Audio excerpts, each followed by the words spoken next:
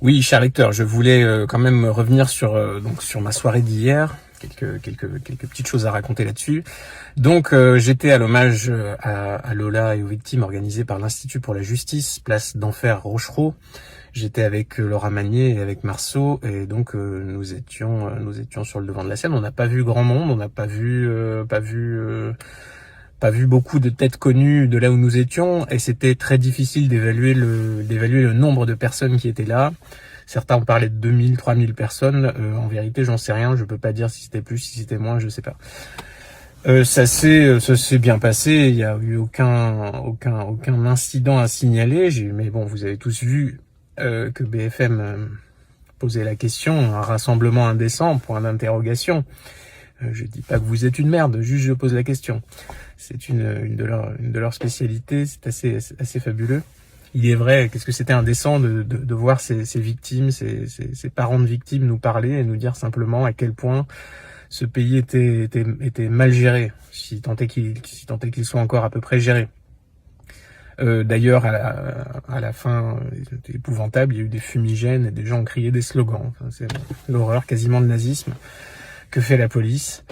Donc voilà, alors je sais, ça peut être décourageant pour certains qui sont pas habitués à ça, de se dire mais c'est pas ce que j'ai vu et c'est ce qu'ils ont dit. Bah oui, c'est toujours comme ça. C'est-à-dire que le média, il est spécialisé, il n'a pas besoin de créer les faits, de les contrôler, il a simplement besoin de les interpréter, d'avoir le monopole de l'interprétation. Sinon, une très très forte audience sur l'interprétation qu'il fait des faits. Et donc à chaque fois qu'il y avait un attentat terroriste ces dernières années, on a parlé. Ça s'est transformé en marche contre l'islamophobie.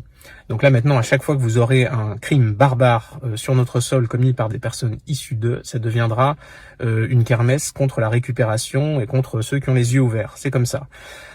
Cela dit, ça marche avec Monsieur Moyen, le bovin devant sa mangeoire télévisée. Mais il y a aussi de plus en plus d'esprits lucide, qui voit ces choses-là et qu'il devient difficile de tromper. Vous êtes de plus en plus nombreux, n'en doutez pas. Et si on commence à renoncer parce que BFM TV, on est mal, parce que devant nous, quand même, c'est l'enfer qui arrive. Donc sachons raison garder et continuons. Continuons surtout. Si on n'avait pas fait ce qu'on a fait pour Lola, personne ne connaîtrait son nom, personne n'aurait entendu parler des OQTF, les médias ne seraient pas en boucle là-dessus depuis des jours et des jours. Donc de ce point de vue-là, la visibilité a été donnée. Première chose. Ensuite, donc moi j'ai donné sur place 2 interviews rapides à VA+, et à Livre Noir, à Georges Dito. Et nous sommes repartis. Nous sommes installés non loin d'ici en terrasse, dans la rue Daguerre, je crois. Donc avec Marceau, avec Laura Magnier, Diane Ouvry et quelques autres très peu recommandables.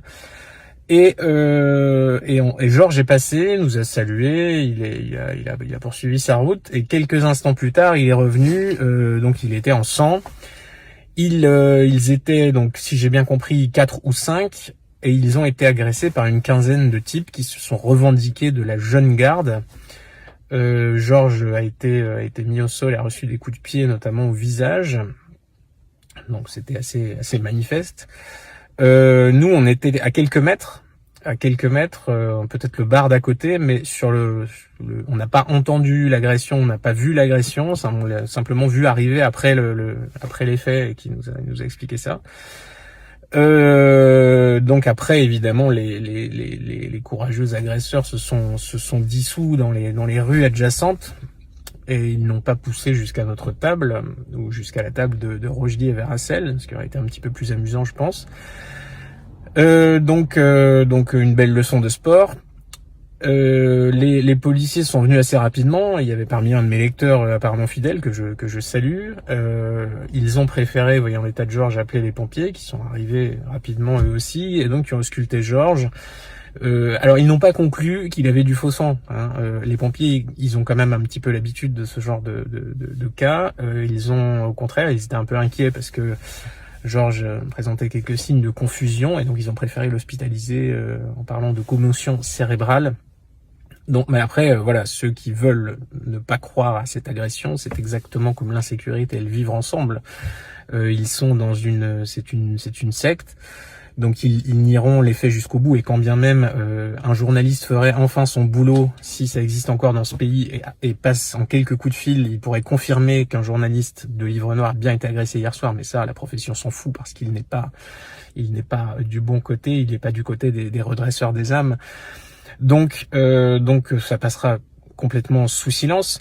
Il pourrait donc vérifier cette information, mais quand bien même, j'imagine qu'ensuite les amis des agresseurs et autres complices de l'antiracisme et des criminels nous expliqueraient qu'il s'est, je sais pas, il s'est cogné dans un arbre ou il s'est fait ça tout seul.